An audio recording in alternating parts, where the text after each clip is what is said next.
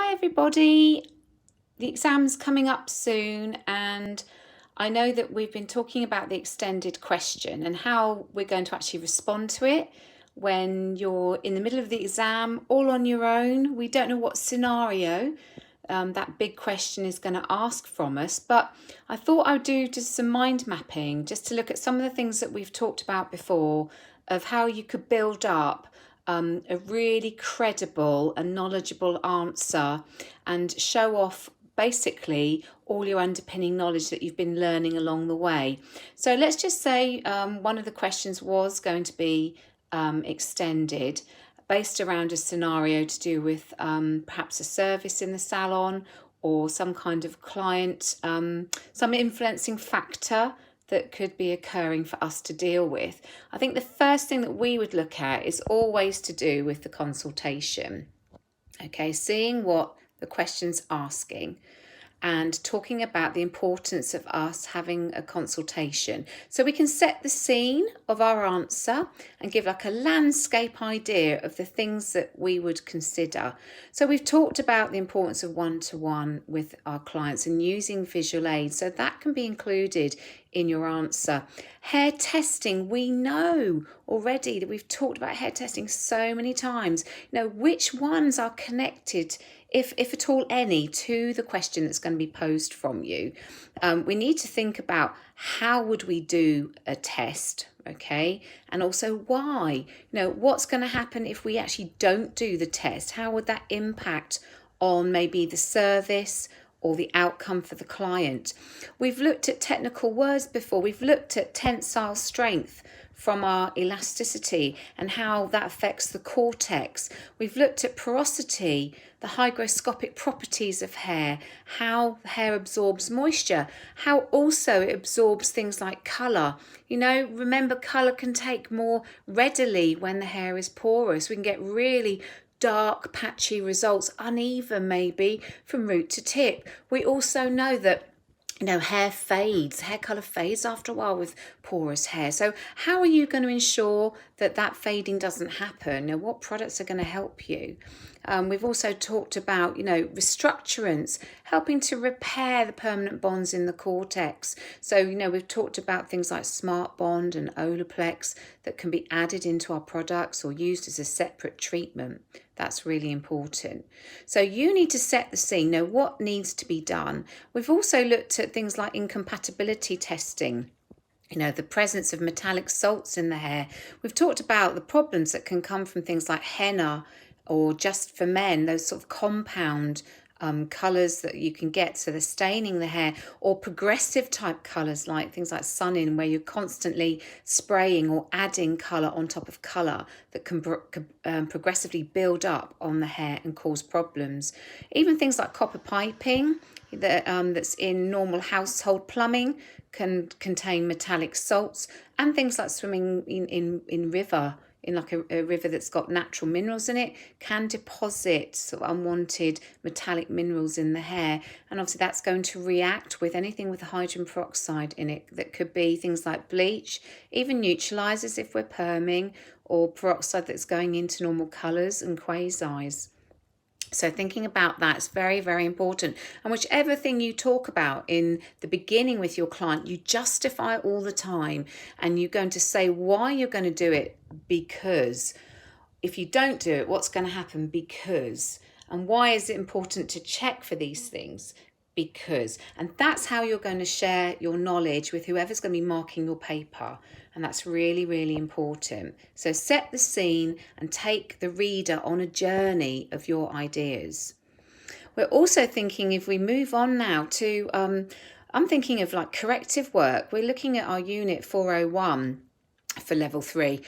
Think about colour correction work. The main things that apply here are things like pre-softening, pre-pigmenting, using a toner, or maybe we've got to use a colour reducer or a stripper. Maybe that's going to be part of a brief at some point, or we're just in your test paper somewhere along the line. So remember, we know the differences between pre-softening and pre-pigmenting. So pre-softening is for things like white resistant hair, hair that's coarse in texture. Remember, coarse hair has more cuticle layer. Okay, so it's going to be more resistant to colour. And sometimes if we don't pre-soften this type of hair, the colour can be quite translucent, we don't get the coverage that we're looking for, and the actual result can look quite faded and wishy-washy. So we know we use liquid peroxide applied onto any white resistant areas of the hair, normally about 10 vol, and we dry it in with a hairdryer, and then we can go and mix up our colour, whatever colour we're going to be using. Whether we're using foils or we're using a global application, that's how it would work. So the cuticles are going to be more open and readily then to accept the new colour into the cortex. Pre-pigmenting, we've talked about pre-pigmenting so many times. You know, we've got our colour matching, so we use our colour match worm, or we've got our pre-colour with L'Oreal. So pre-pigmenting, remember, is restoring depth and tone on pre-lightened hair. So think of those scenarios where you might have stripped the hair out with an Effacor, or the client has come in and they've already had previously blonde hair, they're wanting to go to a darker shade. We need to restore the removed eumelanin and the pheomelanin back into the hair again and establish a really good correct undercoat before we apply the tint or the quasi on top. Toning, you know, toning is still part of colour correction. We use our colour star, really important you know your colour star. You could share examples of that in your knowledge. So for us, if we were sort of toning unwanted yellow from the hair after bleaching, we would use a violet, a purple toner, because the violet's opposite to yellow on the colour star. So we're neutralising unwanted warmth, and mostly the neutralising would take place on bleached hair. A colour reducer or a stripper, remember, we're literally reducing and shrinking out unwanted artificial pigment from permanent tint in the hair. If we were using a stripper version, that's like our Effacor that we've been using in the salon. Remember, Effacor can be used with a water as a search cleanse, or it can be a deep cleanse with a hydrogen peroxide, which remember gives us oxymelanin. It's going to decolour and make colourless all that artificial pigment. So we're left with a very exposed, warm undercoat, but that allows us then to choose a brand new colour to go on top. And again, we might have to use a neutralising colour to work over that exposed orange or yellow that the colour reducer or the colour stripper has given us. Moving on to some other things we need to consider. You know, remember, part of the extended question could be about your creative ideas. Talk about the tools. I've said here, tools. You know, if we're cutting, don't just talk about scissors. Can thinning scissors or razors be included into your idea? How do you use them safely? Are they used on wet or dry hair? At what point do we do it? Do we personalise it at the end and then just do our main club cutting through the wet part of the service? You obviously need to know those facts. Also, what products are we going to use? It could be anything from styling products to bleach or particular tints and quasis and semis. You need to know maybe how long those products last for. How do they affect the structure of the hair? We've gone through this so many times in theory. So if you're unsure, go back through your notes. Talking about hair ups, what creative ideas have you got?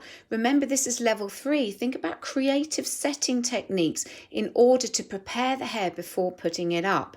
You know, that's really important. Your opinions that you have, back it up with facts, because that shows your knowledge all the time. And remember to use the word because, and that will allow you to justify your reasons, and for you to explain if you don't do something, what impact that has on the hairstyle and on the client.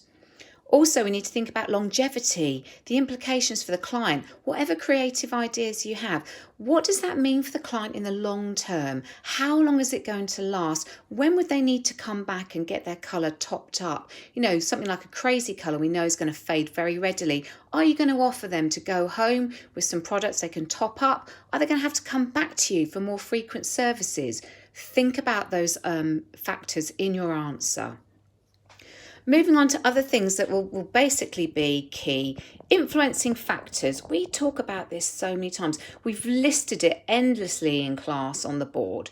We've talked about hair types running through our classifications 1, 2, 3 and 4. You know what they are. How do they impact on the hair? For an example, if I was working on foils and someone had a classification 3 hair, I probably, rather than battling and trying to weave the hair out, which is incredibly curly, securing it into foils, I'd be tempted to get the straighteners out, make it more workable. So think about those kind of ideas that you can build into your answer. Also looking at texture, fine, medium and coarse. All right, that relates to things such as resistancy to the hair. Maybe it's talking about our cutting, so coarser hair that's actually got more density to it. We might be able to razor. If the hair's really fine and sparse, over layering too shorter layers and taking weight out of the hair, it's going to leave the client with no hair at all. You'll just see their scalp. So these are all influencing factors we need to consider. Talk about previous processes. Is there anything in that question that you're given that's going to have an impact on what you can do? Are you going to have to problem solve a few things before you can move forward? Think about that as well. Hair and scalp conditions. We've gone through this so many times. Maybe a hair and scalp condition could be built into the question, or it's something you might literally touch on in your answer. Know your knowledge. It's really, really important. What test outcomes are there? Was the skin test positive? That meant they did have a reaction. What implications does that have to the client? If it was negative and there was no reaction at all, you can go ahead, but what are you going to go ahead with?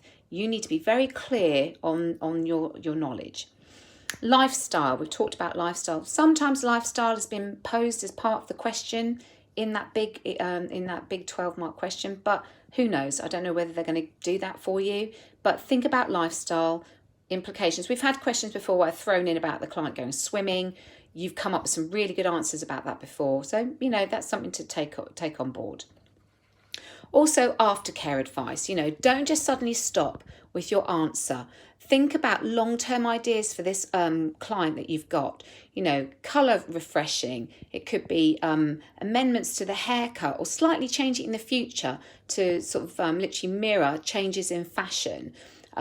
Also things to protect the hair. Think about what are you going to recommend the client to use at home to keep the hair in ultimate condition. That's really important. It's the same for your synoptic exam, your practical work. It's making sure that the integrity of the hair is always top of your list, that you're keeping everything in really good condition. What kind of retail would you be offering the client? Think of some products that you could use. Try not to name call them too much. Try and use other things where maybe it's porosity levels, it's restructurants, things that are going to strengthen the hair. I want you to show off your knowledge with your aftercare. Don't just say, I'd advise the client to come back in 6 weeks for a trim. That's such a lame answer. You are level 3 students. You need to build up your layers and layers of your knowledge and come up with some really strong, robust pieces of advice that you're going to give that client based upon the scenario that's in your question. Lastly, some of the things I just want you to consider. All right, technical words. Okay, we have gone through things so many times with our technical words. We've talked about the pH values of some of these products that we're using on clients. We've talked about the natural pH of the hair, the 4.5 to the 5.5. We know that acids close the cuticles, such as after colour, shampoo and treatment. But we know alkaline opens, and alkalines are the things like our bleaches, our quasis, our permanent tints. Okay, that's really important for you to explain the reasons why we condition the hair after a chemical treatment. We know already, we talk about creeping oxidation every week and the importance of that. We know other keywords we talk about is oxymelanin. When we've bleached the hair, we know that we've oxidized the melanin in the cortex. We're left with exposed undercoats that could be quite warm that we need to think about.